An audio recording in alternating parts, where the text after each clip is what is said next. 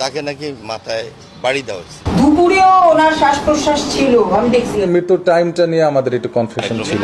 উনি তো আজকে মারা যান আপু, 2 দিন হয়ে গেছে তো। যেদিন মারা গেলেন আর কি, যেদিন ফ্লাশ হলো ওই দিনও 2জন নার্স আসছিল। প্রেশার মাপবে কি উনি এসে দেখে অলরেডি ডেড। ওই নার্সই 999 ফোন দিয়ে পুলিশকে খবর দেয়। প্রিয় দর্শক, 5 তলা ভবনের একটি ফ্ল্যাটে পড়ে আছে এক মায়ের মরদেহ গত 7 দিন ধরে। কেউ জানে না তিনি কবে মারা গেছেন, কেউ খবর নেয়নি এই কয়েকটা দিন। এক ছেলে দেশের সচিব, অন্য ছেলে দেশের সুনামধন্য বিশ্ববিদ্যালয় বুয়েটের শিক্ষক। আর এক মেয়ের 5 তলা বাড়ি, যেখানে নূরজাহান বেগমের লাশ পাওয়া যায়। ভাবুন তো, তিনটি সফল সন্তান, অথচ তাদের মায়ের শেষ ঠিকানা হলো নিজেরই মেয়ের 5 তলা বাড়ির একটি ময়লার ভাগাড়ের মতো ছোট্ট ঘরে।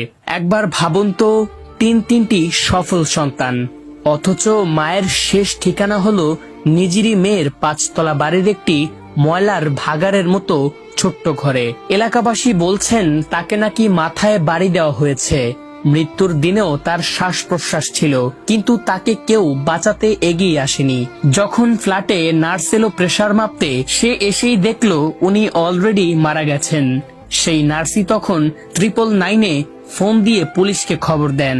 সন্দেহের আঙুল এখন সরাসরি উঠছে মেয়ের দিকে, যার বাসায় নূরজাহান বেগমের লাশ পাওয়া যায়।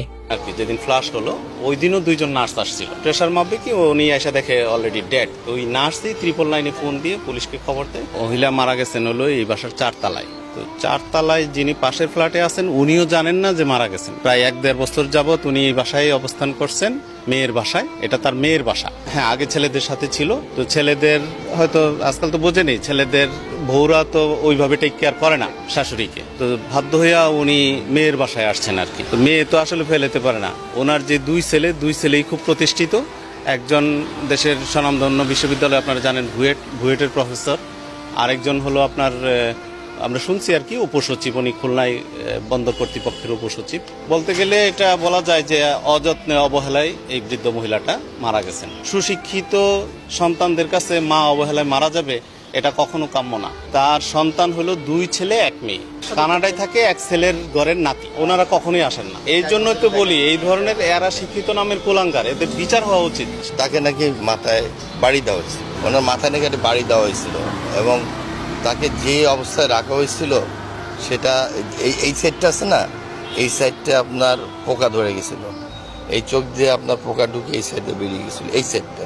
আর এই সাইডটা মোটামুটি একটু ছিল। তারপর যখন লাশটা নামাতে থাকে তখন গোস মানে ভিতরের মধ্যেই আপনার কফিন কি বলে না না না